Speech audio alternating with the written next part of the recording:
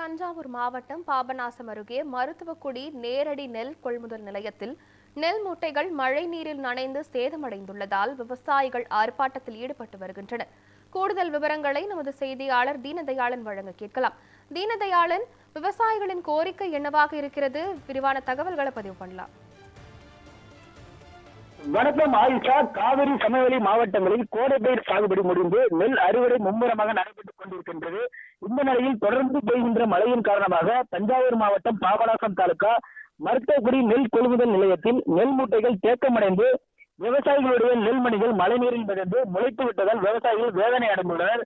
எனவே தமிழக அரசு உடனடியாக மத்திய அரசை வலியுறுத்தி இந்திய உணவுக் கழக அலுவலர்களை நேரடி கொள்முதல் நிலையங்களில் நேரடியாக கள ஆய்வு செய்து விவசாயிகளுக்கு ஈரப்பதம் பிடித்தம் இல்லாமல் நெல் கொள்முதல் செய்ய வேண்டும் எனவும், மேலும் தேவையான நெல் கொள்முதல் நிலையங்களில் ஞாயிற்றுக்கிழமைகளிலும் விடுமுறை இல்லாமல் லாரிகளில் நெல் கொள்முதல் செய்ய வேண்டும் எனவும், மேலும் மழையின் காரணமாக விவசாயிகளுக்கு ஏற்பட்டிருக்கின்ற பொருளாதார நட்டத்தினை உடனடியாக மத்திய அரசும் மாநில அரசும் பாதிக்கப்பட்ட விவசாயிகளுக்கு உரிய இழப்பீடு வழங்க வேண்டும் எனவும் உள்ளிட்ட பல்வேறு கோரிக்கைகளை வலியுறுத்தி மருத்துவக்குடி நேரடி நெல் கொள்முதல் நிலையத்தில் கொட்டப்பட்டுள்ள நெல்லில் முளைத்த ஈரப்பதம் மிக்க நெல்மணிகளை கையில் வைத்துக் கொண்டு கோரிக்கை முழக்கமிட்டு ஆர்ப்பாட்டத்தில் ஈடுபட்டு வருகின்றன. ஆயுதா, தகவல்களுக்கு நன்றி தீனதயாளன்.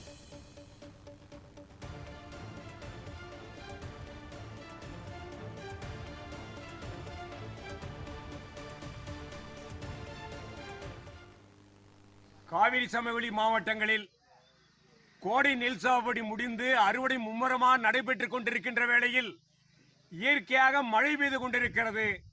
ஆனால் பல நேரடி நெல் கொள்முதல் நிலையங்களில் பாதுகாப்பு இல்லாமல் இருக்கிறது.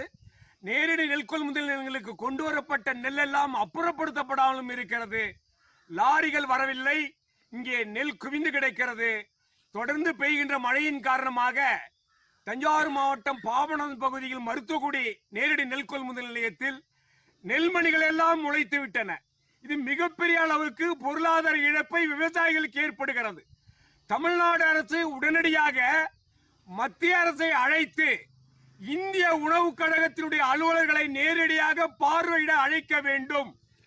எந்த காரணம் கொண்டும் ஈரப்பதம் இருக்கிறது என்று விவசாயிகளின் நெல்லை ஏற்பதற்கு புறக்கணிக்க கூடாது. எந்த விதமான தடையும் இல்லாமல் நெல் கொள்முதல் செய்ய வேண்டும். உடனுக்குடன் நெல் கொள்முதல் நிலையங்களிலே இருக்கின்ற மூட்டைகள் அப்புறப்படுத்த வேண்டும்.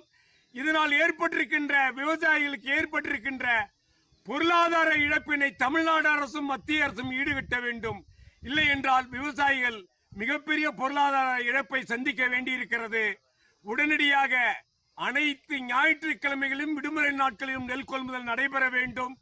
தமிழ்நாடு அரசு அதனுடைய நுகர்பொருள் வாணிபக் கழக மேலாண் இயக்குனர் 3 தினங்கள் முகாமிட்டிருந்தும் நெல் கொள்முதல் நடைபெறுவதிலே சுணக்கம் இருக்கிறது.